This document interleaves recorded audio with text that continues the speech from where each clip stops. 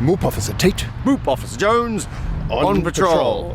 We're going to investigate the MOOP that enters Port Phillip Bay. MOOP is matter. It's matter out of place. It's a matter that matters for the entire human race. A lot of the actual litter problem is actually focused upstream, well into the city and into the suburbs, and comes down through the stormwater drains. It all ends up there, as you boys know absolutely. too well. It's picking it up, it's getting it off the ground and into the bins. We need to make the bins bright and colourful so people put things in the bin. Make it easy for them so they use it.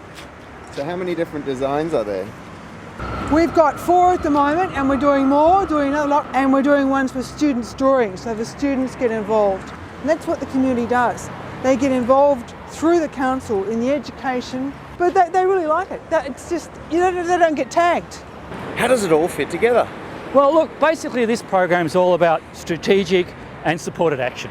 Everybody's got a role to play in having cleaner waterways. With the Cleaner Yarra and Port Phillip Bay program, we funded 10 projects this year through the state government, and look, we're really proud of the work that was happening. If we all work together, the government, business, communities, we can really make a difference. It's a fabulous river. We need to be proud of it. Why partnerships? Well, basically everybody in the litter space provides a different skill, a different perspective. We've got beach patrol and dolphin research and government that can do bins and regulation and providing community engagement. And you've got businesses, cafes and all the rest of it that are doing their thing.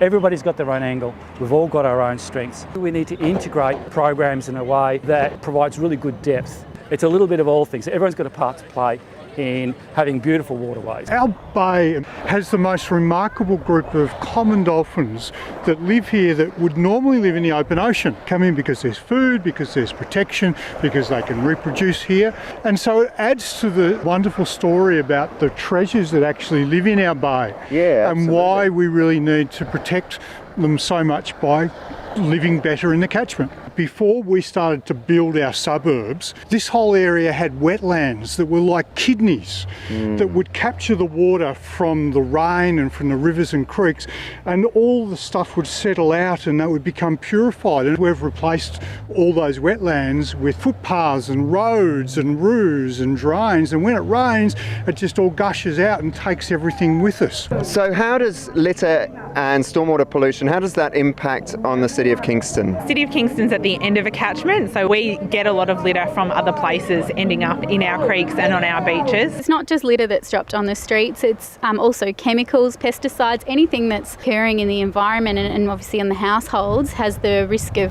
coming through the drains. We need to get people to think, well, how can we live better so the water that's coming off the place where we live is actually a lot cleaner. If you wouldn't like to have it in your bath, we've got to make sure we don't get it out into the dolphin's bath and in the seal's bath and the penguin's bath.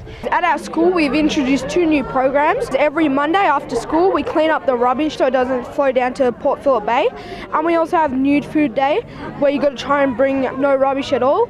Some of our students share stories of when they're down there doing their Take 3, which is a message of collect 3 every time you go to the beach, or if they're down there with the ICI Care program when they're collecting rubbish, they want to come back and share with their school the positive impacts they're doing and how everybody can help look after our wildlife. Everyone, everywhere, wherever you go, once you're out, you're walking the dog, take 3 pieces of litter, get it in the bin. That's great. In our school we have a specific leader role called Marine Ambassadors, and every week they do a presentation. They teach us about what's happening to the marine life. They give a daily report and we all learn from that. We're inspired by our adjoining councils with Beach Patrol. We're kick-starting 3 groups in the next financial year, which will just add to the people on the foreshore collecting our litter. Today we filled this entire wheelie bin full of rubbish, and there's about 80 kilos. So have you got an estimate of how many cigarette butts you collected today? 1,000 or so in there, I reckon. We partner up with other community groups. Our most important partnership, particularly here where we are, is with the City of Port Phillip. They've improved their own standard and regularity of beach cleaning, and they've also become very aware of how many of the community members actually really love our beach and feel for it and are prepared to do something about it. Council have really lifted their game with beach cleaning and street cleaning because they just know that we care about litter more now and we're not prepared to accept an increasing litter problem. We want to see it